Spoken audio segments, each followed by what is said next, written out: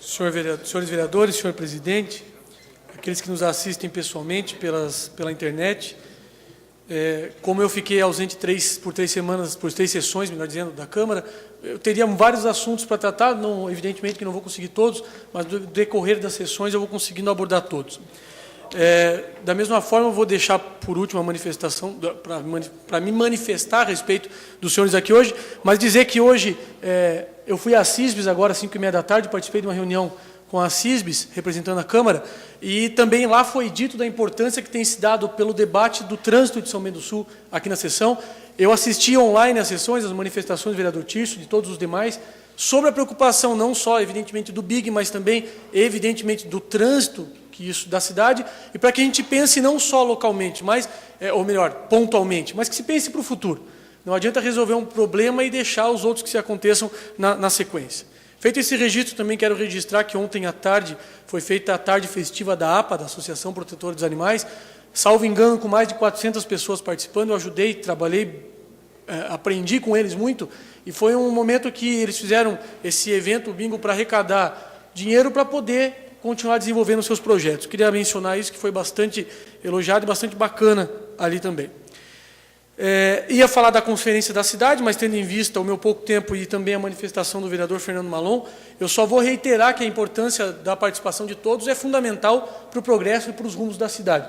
Então, acho que posso fazer o convite, dizer assim, e dizer que quem puder ir, que vá, que faz parte dos rumos da cidade. Também não posso deixar de dizer, porque isso vai estar atrelado aos manifestantes aqui de hoje, da minha viagem à França e à Áustria, para tratar de direitos humanos. E pegando o gancho na mesma placa, no mesmo cartaz que o vereador Fernando falou, na cadeia não pode superlotação e na educação. Por que eu digo isso? Porque hoje, no Brasil, eu posso dizer dessa forma, e é o que eu fui estudar lá na França, direitos humanos está muito atrelado ao direito dos presos, ao direito daqueles que estão presos. A superlotação se fala de direitos humanos, e é praticamente tudo o que se ouve. Enquanto esse conceito, além de muito mais, na França é muito mais desenvolvido, ou melhor ainda, na Europa é mais desenvolvido. O direito humano, e aquele que eu fui estudar diz respeito quase que à totalidade daqueles que nos assistem hoje, é direcionado, o que eu fui ver, aos jovens. Os direitos humanos hoje, eles debatem muito o acesso à educação, o acesso à saúde, o acesso à cultura, o acesso ao esporte, ao acesso à efetivação da cidadania. Isso é ter direitos humanos. Enquanto o Brasil ainda engatinha discutindo se superlotação prisional é direitos humanos e só, a Europa está muito mais avançada. E é isso que eu quero colocar em prática nos meus próximos pronunciamentos, naquelas escolas que me convidaram para falar sobre o assunto, que já tem alguns convites, para colocar em prática isso.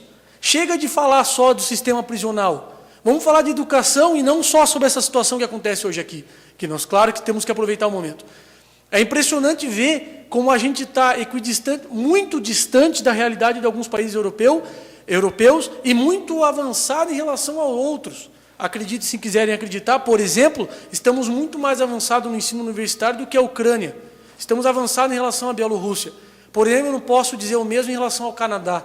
Eu não posso dizer o mesmo, evidentemente, em relação aos Estados Unidos. Esse tipo de coisa que eu aprendi lá, e que eu vi lá, que eu vivenciei lá, eu tenho certeza que eu posso transmitir para cá e tentar alguma coisa.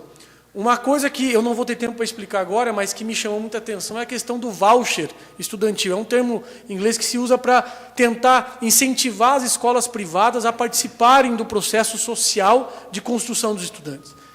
Porque a gente sabe, isso eu digo porque eu estudei meu 2º grau, parte no Colégio Roberto Grande e parte no Colégio São José, agora Bom Jesus. E eu vou dizer que eu sei a diferença.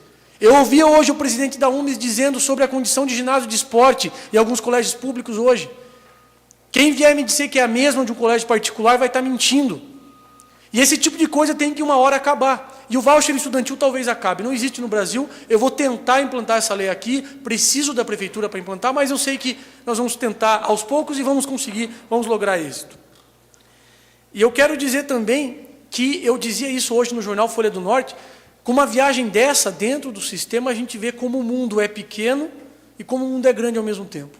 Eu digo que ele é pequeno porque um participante da Holanda me disse que conhecia de ouvir falar Curitiba porque fez um trabalho para a faculdade e falou sobre o sistema de transporte público de Curitiba. Mostra como é pequeno e como a gente está engajado.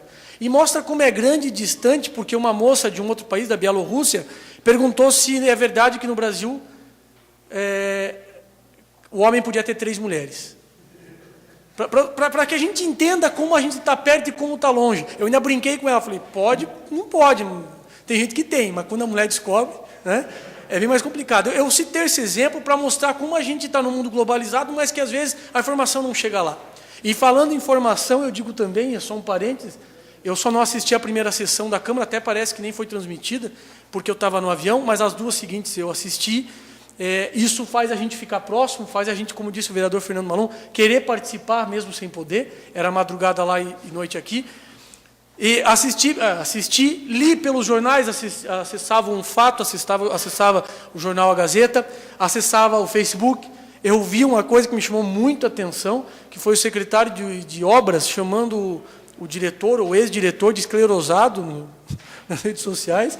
Eu devo dizer que eu fiquei um pouco perplexo com a situação, não conhecia isso ainda, verdade, não conhecia, não aqui em São Bento, mas dizer que essa viagem à França, que essa viagem à Áustria, que eu ainda vou explorar ainda mais, foi de um aprendizado único que certamente vai ecoar aqui.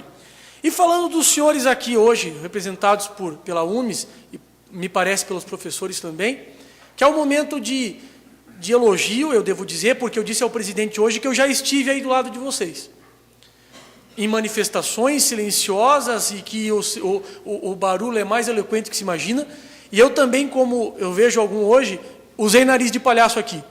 Ainda bem que os tempos são outros e a gente consegue fazer isso, porque quando eu usei nariz de palhaço, eu fui ameaçado de sair por o vereador Pacheco, que não era muito... Até hoje eu ouço críticas do vereador Pacheco pelo que eu fiz hoje, que os senhores estão fazendo hoje.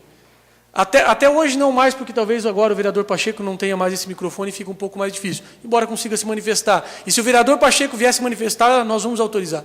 Nós não vamos o criticar. E esse momento de democracia que os senhores fazem aqui hoje, fazem a gente acreditar que conseguimos fazer sim.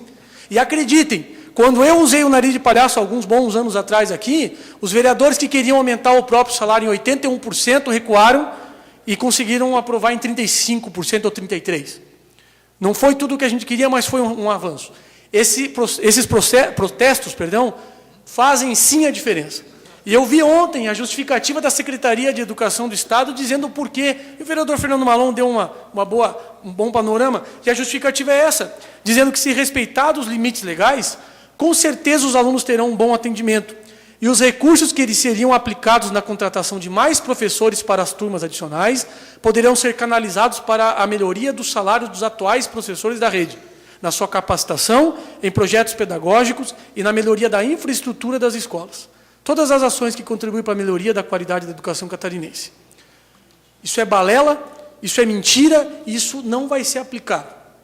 Dizer que vai pegar o dinheiro da economia e aplicar nos próprios professores é zombar da inteligência dos alunos e, principalmente, dos professores.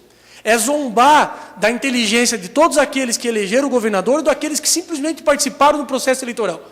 Dizer que vão economizar dinheiro e vão aplicar no salário dos professores é a mesma coisa dizer que vai abrir a prefeitura por meio-dia e economizar um monte de milhões. É mentira, não é verdade e não se aplica. Que essas palavras dos senhores, eu conversava com o Pete, se transformem em fato com uma moção dos vereadores, sugiro que seja subscrita por todos os 10 vereadores ao governo do Estado, e que seja a palavra dos senhores, os cartazes dos senhores, levados às instâncias estaduais, para que finalmente o governo acerte. Porque quando o governo age, ultimamente, age mal. Senhores presidentes, senhores vereadores, obrigado pelo tempo. Abro mão do restante.